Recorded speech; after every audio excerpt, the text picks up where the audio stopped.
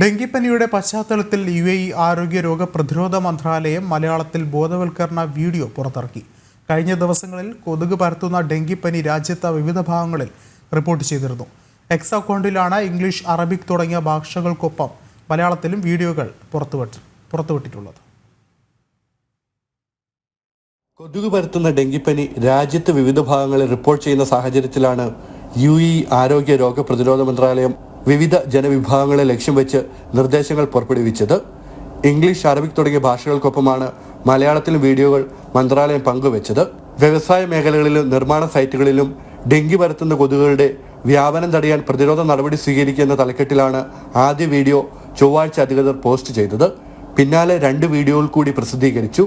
X അക്കൗണ്ടിലാണ് ബോധവൽക്കരണ video മന്ത്രാലയം പങ്കുവച്ചത്.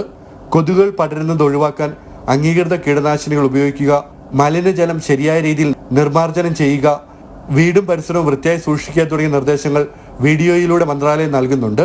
നേരത്തെയും വിവിധ സർക്കാർ വകുപ്പുകൾ ബോധവൽക്കരണ വീഡിയോകൾ മലയാളത്തിൽ പുറത്തിറക്കിയിരുന്നു.